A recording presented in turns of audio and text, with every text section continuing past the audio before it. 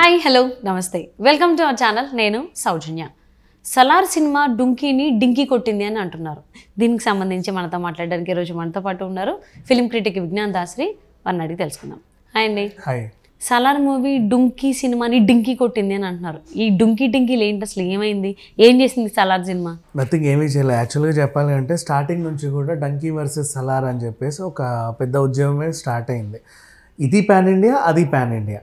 And పైగా వరుస 2-3 ఫ్లాప్ల తర్వాత ప్రభాస్కి ఇది ఎంత ఇంపార్టెంట్ సినిమానో, వరుస సక్సెస్ని కొనసాగిస్తే హ్యాట్రిక్ కొట్టేలాగా మన షారుఖ్ కూడా అంతే ముఖ్యం. ఆల్రెడీ మన పఠాన్, జవాన్ తర్వాత ఈవెన్ టైగర్ 3లో ఆయన క్యామియో చేసిన తర్వాత మధ్యలో బ్రహ్మాస్త్రాలో కూడా ఆయన ఒక క్యారెక్టర్ చేశాక వరుస సక్సెస్లు. సో ఆ సక్సెస్ని మెయింటైన్ చేయాల్సిన అవసరం ఆయనకి ఉంది, బాలీవుడ్కి అవసరం ఉంది. పైగా ఖచ్చితంగా హిట్ కొట్టాల్సిన అవసరం ప్రభాస్కి ముఖ్యంగా ఉంది. అండ్ నెక్స్ట్ ఆ సక్సెస్ని, హ్యాట్రిక్ని నిలబెట్టుకోవాల్సిన బాధ్యత ప్రశాంత్ నీల్కి కూడా ఉంది. సో ఇంతమంది కొట్లాడుతున్నటువంటి సిచ్యువేషన్ అనమాట. కాకపోతే క్రిస్మస్కి వచ్చారు మొత్తానికి ఇద్దరు, అంత హ్యాపీ. ఇప్పుడు విషయం ఏంటంటే ఇది పాన్ ఇండియా, అది పాన్ ఇండియా. రెండు ఎట్లా అంటే ఇప్పుడు రాజ్ కుమార్ హిరానీ సినిమాలు ఏవైతే ఉన్నాయో, పీకే ఇప్పుడు హైయెస్ట్ గ్రాసింగ్ ఫిలిమ్స్లో అది టాప్, దాని తర్వాతే బాహుబలి. సో ఆయన సినిమా వచ్చిందంటే ఖచ్చితంగా 2000 కోట్లు, పాత సినిమా 2300 అంటే ఇది 2500 కొలగొట్టాలి. అంటే అంతకంత లెవెల్ పెంచుకోవాలి, మార్కెట్ పెంచుకోవాలి. నెక్స్ట్ ప్రభాస్ సినిమా ఫ్లాప్ అయినా సరే మినిమం 500 ఈజీగా వచ్చేస్తాయి ఈ మధ్య కాలంలో. సో అది హిట్ అవ్వాలి, ప్లస్ ఈయన కూడా 2000 మార్కెట్ని కొట్టాలి. అప్పుడెప్పుడో బాహుబలి తర్వాత ఇప్పటివరకు 2000 మార్కు రీచ్ అవ్వాలి, ఖచ్చితంగా రీచ్ అవ్వాలి. నెక్స్ట్ ప్రశాంత్ నీల్కున్న ప్రాబ్లం ఏంటి, 300 కోట్ల వసూళ్లు చూశాడు పార్ట్ 1 కేజీఎఫ్తో, ఓకే హిట్ అనుకున్నారు. పార్ట్ 2 1200 కోట్లకి వెళ్ళింది. సో అంత గ్రాఫ్ని నెక్స్ట్ లెవెల్కి పెంచాలి, బుర్జ్ దుబాయ్ లాగా ఉండాలి అది ఆ గ్రాఫ్. దాన్ని మెయింటైన్ చేయాల్సిన అవసరం ఆయనకి ఉంది. సో ఇంతమందికి క్వశ్చన్ మార్క్ ఇలా ఉన్నప్పుడు, వసూళ్ళ మీదే ఆధారపడి ఉన్న 2 సినిమాలు వచ్చినప్పుడు బాలీవుడ్ అండ్ టాలీవుడ్లో కొత్త టెన్షన్ ఏమొచ్చిందంటే థియేటర్స్ ఇష్యూ. ఇప్పుడు బాలీవుడ్లో ఏంటి థియేటర్స్ ఇష్యూ, అక్కడ ఒక చిన్న ప్రాబ్లం వచ్చింది. మన పీవీఆర్, ఐనాక్స్ వీళ్ళందరూ ఏం చేశారంటే మాకు కొన్ని సమస్యలు ఉన్నాయి, అవి తీరిస్తే కానీ మేము ఈ సినిమాలు రిలీజ్ చేయనివ్వమని చెప్పేసి వాళ్ళు ఏదో గొడవ పెట్టారు. అసలే థియేటర్స్ని ఎలా పంచాలా 2 సినిమాలకి అని తనలాడుతున్నారు వీళ్ళు. వీళ్ళకి వసూలు ప్రధానమే, వీళ్ళకి వసూలు ప్రధానమే. తొలి రోజు వసూళ్ళ మీద ఆధారపడే, ఇంతకుముందు అంటే స్ట్రైట్ ఫైట్ ఇచ్చారు. ఇప్పుడు జవాన్, పఠాన్ ఇవన్నీ ఒక సినిమాగా వచ్చి హిట్ అయ్యాయి, పోటీలు లేవు. ఇక్కడ 2 పెద్ద సినిమాలు పంచాలి థియేటర్లో. హిట్ టాక్ వచ్చినా కూడా లాంగ్ రన్లో 2000 కోట్లు వసూలు చేయాలంటే 4 రోజులు కష్టపడాలి. అదే ఒక్కటే అనుకో 10 రోజులు 15 రోజులలో వీళ్ళు మార్కులు దాటేస్తారు.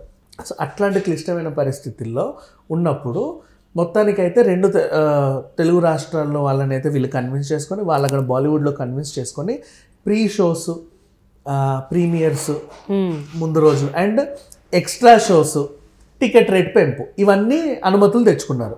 టికెట్ రేట్లు ఎట్లా, ఆంధ్రాలో 40 రూపాయలు ఎక్స్ట్రా, ఇక్కడ 70 రూపాయలు ఎక్స్ట్రా. మల్టీప్లెక్స్కి 100 అక్కడ 100 ఇక్కడ 100 ఎక్స్ట్రా.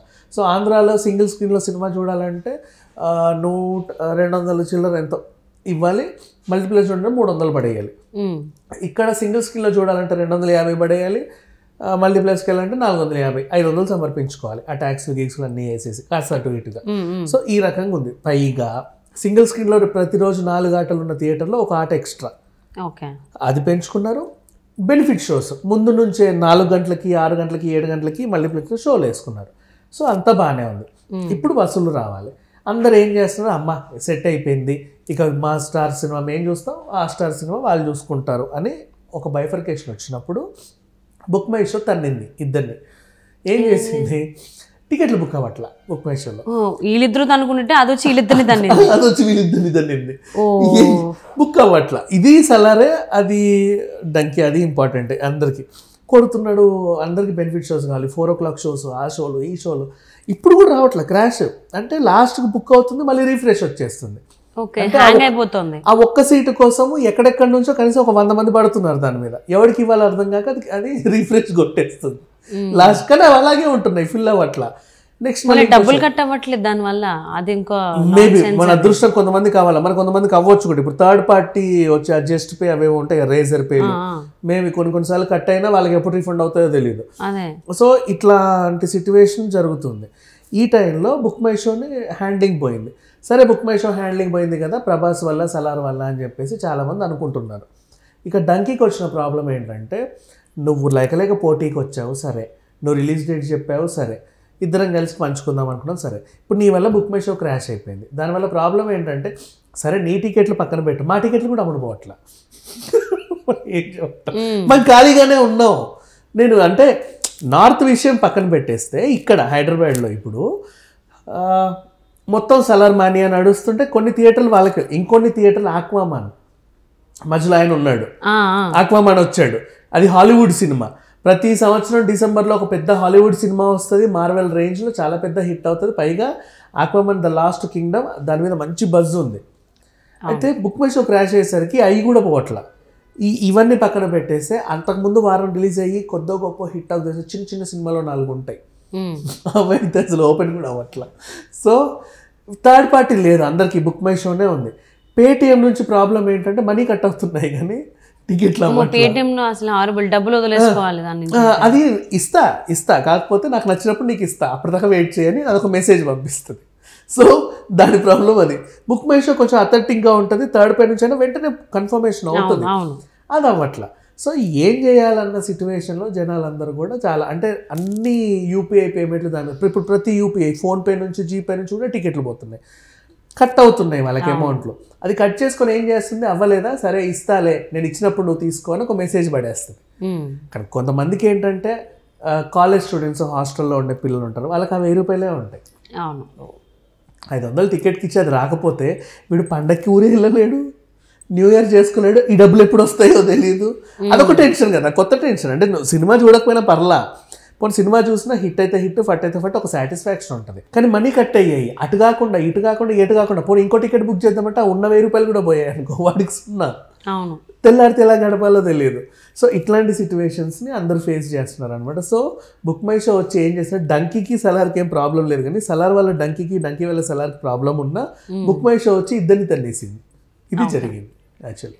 సో ఏదైనా కానీ ఒకవేళ సినిమా డంకీ సినిమా కానీ లేదంటే సలార్ సినిమా కానీ చూడాలి అనుకుంటే ఆన్లైన్లో టికెట్స్ బుక్ చేసుకోవద్దు, డైరెక్ట్ థియేటర్కి వెళ్ళి ఎవడు ఇస్తాడు, ఆన్లైన్ చేసుకోండి అంటారు, అక్కడ ఎవడు ఇస్తున్నాడు ఇవాళ. బుక్ మై షో పని చేయట్లేదని అందరికీ తెలిసిందే. కరెక్ట్, నిజంగా బాక్స్ ఆఫీస్ ఈ రోజు కూడా నడుస్తుంది, ఉన్నాయి బాక్స్ ఆఫీస్ నడిస్తే మహాప్రసాద్ ఉన్నాయి. నేను అలానే ఒక సినిమా 2 సినిమాలకి వెళ్ళాలి. సో ఇక వెళ్ళాలి బాక్స్ ఆఫీస్కి వెళ్ళి కొంచెం ముందుకెళ్ళి నెక్స్ట్ షో ఏదైనా టికెట్ ఉంటే వాళ్ళు బుక్ చేసుకుంటే అదే బెటర్. ఇప్పుడు అక్కడ లైన్స్ ఎలా ఉంటాయో వేచి చూడాలి. అంటే ఒకప్పుడు థియేటర్స్లో మనకి దగ్గరికి వెళ్ళగానే హౌస్ఫుల్ అని పేరు పెట్టేసేవాళ్ళు చూడు, ఇలాంటి సిచ్యువేషన్ని మళ్ళీ పరిచయం చేసింది సలార్ అని చెప్పుకోవచ్చు. Okay, so definitely all the best to Salaar and donkey movie. So ఎవరు కూడా దయచేసి ఆన్లైన్లో బుక్ చేసుకోండి, ఇలాంటి ఎక్స్పీరియన్స్ అవుతున్నాయి సరికొత్తగా. కరెక్ట్ న్యూ ఇయర్ సిచ్యువేషన్ చాలామంది ఇప్పుడు క్రిస్టియన్స్ ఉంటారు, వాళ్ళ క్రిస్మస్ సిచ్యువేషన్ అభిమానులు అందరికీ ఉంటారు కదా, తెల్లారితే క్రిస్మస్ వాళ్ళకి డబ్బులన్నీ ఇందులో పోతాయి. అయ్యే క్రిస్మస్ అయిపోయాక వాడికి వచ్చి వాడు ఏం లాభం చెప్పు, వాడు పండగ చేసుకోడు. కొంతమంది న్యూ ఇయర్కి కూడా మంచి సిచ్యువేషన్ ఉంటుంది, అది 1 వీక్ తర్వాత ఇస్తే ఏ జనవరి 2వ 3వ డబ్బులు పడతాయి, వాడు ఏం చేసుకోలేడు దాన్ని. అవును, యూజ్లెస్ అయిపోతుంది, మనీ స్టక్ అయిపోతాయి అలాగా. సో అంటే డంకీ సినిమా అలాగే సలార్ సినిమా వీళ్ళిద్దరు కొట్టుకుంటే వీళ్ళిద్దరిని వచ్చి బుక్ మై షో గట్టి కొట్టింది టికెట్స్ లేకుండా. సో ఎవరైనా సినిమా చూడాలి అనుకుంటే ఇప్పుడు ఈ సిచ్యువేషన్ మనం మాట్లాడుకునే సిచ్యువేషన్ కూడా ఇంకా రిఫ్రెష్లే వస్తున్నాయి, ఇప్పుడు కూడా టికెట్లు బుక్ అవ్వట్లా. ఓకే, సో ఇన్ కేస్ ఆ 2 సినిమాలకి టికెట్స్ కావాలంటే బాక్స్ ఆఫీస్కి వెళ్ళి చూసి బెటర్.